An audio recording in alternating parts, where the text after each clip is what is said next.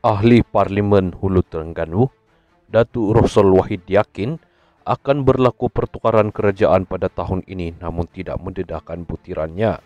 Ahli Majlis Pimpinan Tertinggi dari Parti Pribumi Bersatu Malaysia itu berkata ini kerana rakyat ketika ini tidak berpuas hati berhubung isu melanda negara terutama melibatkan kos sara hidup serta kenaikan harga barang.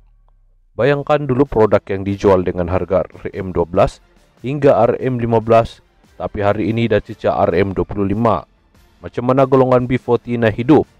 Malah ada peniaga kecil seperti penjual nasi lembak terpaksa berhenti berniaga sebab tak tahan dengan harga barang sekarang.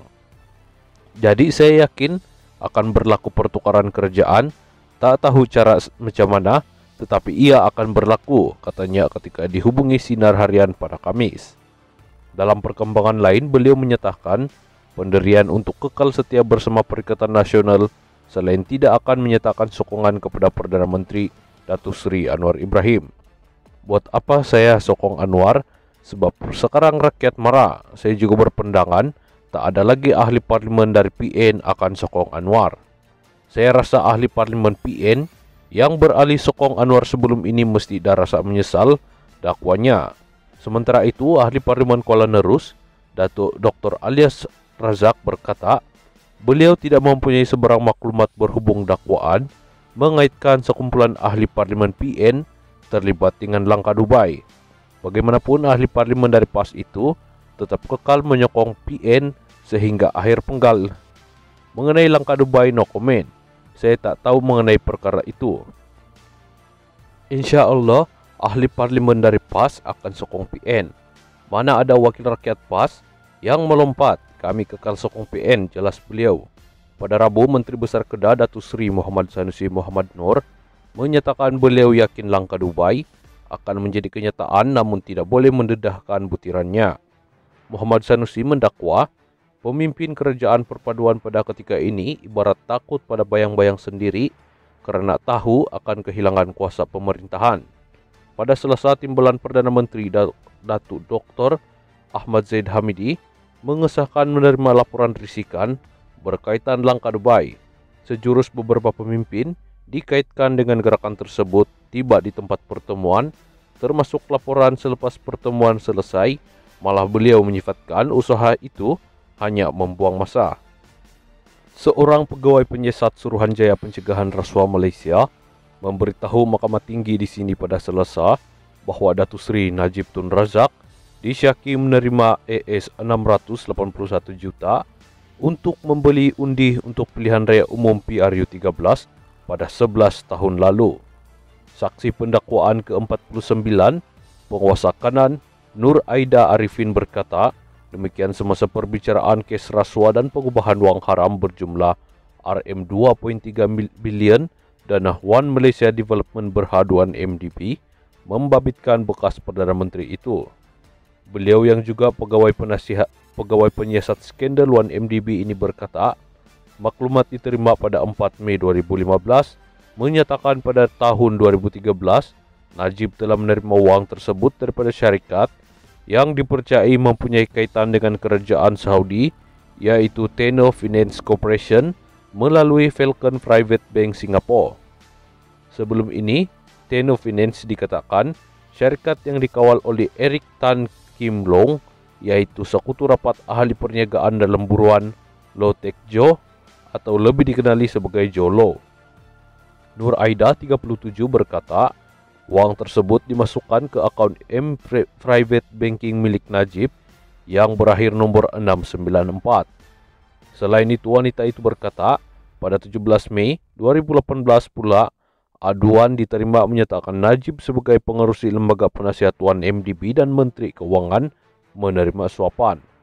Rasuah itu diperoleh melalui dana pelaburan One MDB berjumlah RM3.217 bilion dipercayai untuk kepentingan peribadi Najib di akaun bank sama antara tahun 2011 hingga 2013.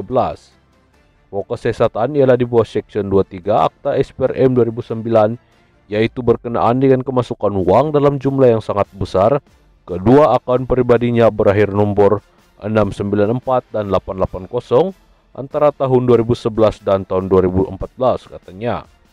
Beliau berkata Najib dikatakan telah menggunakan kedudukannya bagi mendapat suapan yang mana ketika itu bertindak sebagai Perdana Menteri, Menteri Keuangan dan juga pengurus lembaga penasihat 1MDB.